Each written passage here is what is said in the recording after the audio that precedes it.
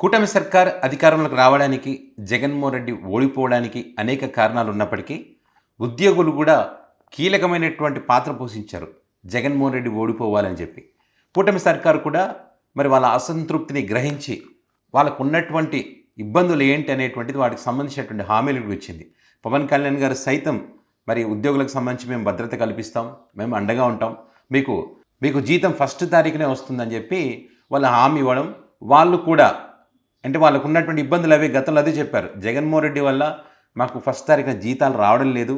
So ఈ జీతాలు రాకపోవడంతో ఏదైతే వాళ్ళు ఈఎంఐలు కట్టుకునేది ఉంటుందో ఆ ఈఎంఐలకు ఇబ్బంది అవుతా ఉందని చెప్పి, చెక్కులు బౌన్స్ అవుతా ఉన్నాయని చెప్పి, ఆ రకంగా బౌన్స్ కావడం వల్ల డిఫాల్టర్గా మారిపోతా ఉన్నామని చెప్పి జగన్మోహన్ రెడ్డి ఈ రకంగా చేయడం కరెక్ట్ కాదని చెప్పి, మరి ఇదే కాకుండా ఐఆర్కి సంబంధించి కానీ, మెరుగైన పిఆర్సీకి సంబంధించి కానీ మరి జగన్మోహన్ రెడ్డి ఏం పట్టించుకోవట్లేదని చెప్పి పదే పదే ఆరోపణలు చేసినటువంటి పరిస్థితి అప్పట్లో జగన్మోహన్ రెడ్డి ముఖ్యమంత్రిగా ఉన్నప్పుడు. సో ఇప్పుడేంటి, మరి వీళ్ళ కోరికలన్నీ నెరవేరాయా? వీళ్ళకు ఉన్నటువంటి డిమాండ్లన్నీ కూటమి సర్కార్ అధికారంలోకి వస్తే తీరుస్తా అని చెప్పింది కదా, ఏమైనా తీర్చారా అంటే తీర్చలేదు. మరి తీర్చకపోతే మరి ఎందుకో ఉద్యోగస్తులు మౌనంగా ఉన్నారని చెప్పి మొన్నటి వరకు చర్చ జరిగింది. 6 నెలల కాలం అవుతుంది కదా అని చెప్పి. వాళ్ళ అధికారంలోకి వచ్చిన వెంటనే వీళ్ళకి సంబంధించినటువంటి వాటి మీద వీటికి సంబంధించిన వాటి మీద ఫోకస్ ఇస్తామని చెప్పారు. ఇక్కడ కూడా ఫోకస్ చేయట్లేదు. సో ఇప్పుడు వాళ్ళు ఉద్యోగస్తులు బ్లాస్ట్ అయ్యారు. ఇప్పుడు ఈ 2-3 రోజుల నుంచి మీరు గమనించండి, జనవరి 2వ తారీఖు నుంచి క్యాబినెట్ సమావేశం జరిగినప్పటి నుంచి చూడండి, ఇంకా అప్పటి నుంచి ఈ పథకాలకు సంబంధించి కానీ, వాలంటీర్లు కానీ, ఇతర ఉద్యోగస్తులు కానీ వీళ్ళందరూ కూడా వీటికి సంబంధించి ఆ కూటమి పైన కొంత బ్లాస్ట్ అవుతున్నారు. ఇప్పుడు ఉద్యోగుల వంతు వచ్చింది.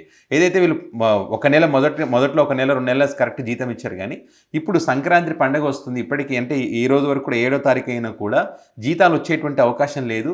ట్రెజరీ వర్గాలు అవే చెప్తా ఉన్నాయి. సో పండగ కష్టమే, ఇప్పటికే ఈఎంఐలు కానీ, చెక్కులు కానీ బౌన్స్ అయ్యే అవకాశం ఉంది. సో మేము ఏదైతే గతంలో బాధపడ్డామో డిఫాల్టర్గా మారుతామని చెప్పి అలాంటి పరిస్థితి ఉంది ఈ కూటమి సర్కారు వచ్చినా కూడా అని చెప్పి టీచర్లు, ఉద్యోగస్తులు బాధపడుతూ ఉన్నారు. సో ఇదే కాకుండా ఉద్యోగస్తులను వేధిస్తున్నారని చెప్పి, మంత్రులు మీటింగ్లలో నోటికి ఎంత వస్తుందో తిడుతూ ఉన్నారని చెప్పి, మహిళా ఉద్యోగులకు భద్రత లేకుండా పోయిందని చెప్పి, ముఖ్యంగా ఈ సచివాలయ ఉద్యోగుల పరిస్థితి మరీ దారుణంగా తయారైందని చెప్పి, ఈ పింఛన్ల పంపిణీ కార్యక్రమానికి సంబంధించి తెల్లవారుజామున 3:30-4 గంటలకు వాళ్ళు బయటికి వెళ్ళాల్సిన పరిస్థితి ఉంది. కొన్ని చోట్ల అంటే కొన్ని మారుమూల ప్రాంతాలకు వెళ్ళాల్సి ఉంటుంది.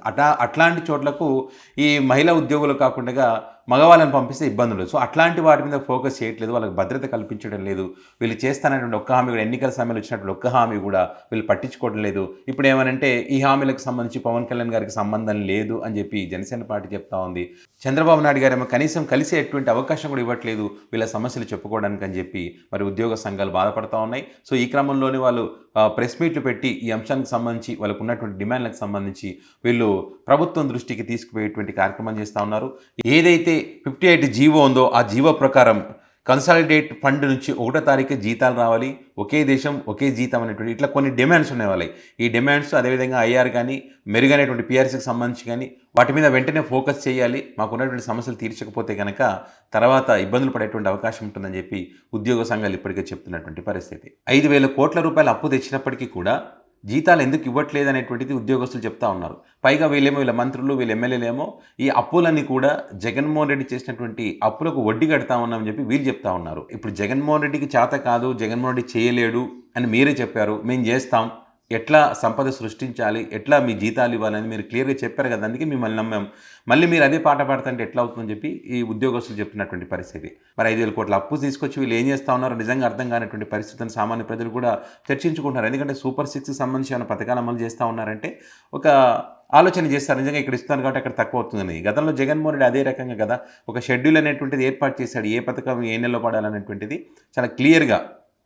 బటన్ నొక్కుతున్నాను అంటే చాలా క్లియర్గా నొక్కారు. ఇప్పుడు బటన్ నొక్కడం అంటే ఎంత కష్టమైనటువంటిది వీళ్ళకి అర్థమవుతుంటుంది. సో ఆ రకంగా వాళ్ళు ఇచ్చినటువంటి పథకాలకు సంబంధించి అందరికీ టైంకి ఇచ్చేస్తారు. అంటే వీళ్ళ జీతాల దగ్గర లేట్ అయింది. 7వ తారీఖు, 8వ తారీఖు, 10వ తారీఖు వరకు జీతాలు పడినటువంటి పరిస్థితి గతంలో. సో మరి వీళ్ళు ఇక్కడ 5,000 కోట్ల రూపాయలు అప్పు చేస్తూ ఉన్నారు. వారం ప్రతి మంగళవారం అప్పు చేస్తూ ఉన్నారు. మరి పథకాలకు సంబంధించి పూర్తి స్థాయి అమలు చేసేటువంటి అవకాశం లేదు. మరి వీళ్ళ జీతాలు కూడా సరిగా ఇవ్వకుండా మరి ఏం చేస్తున్నట్టు అనేటువంటిది ఎవరికి అర్థం కాని విషయం.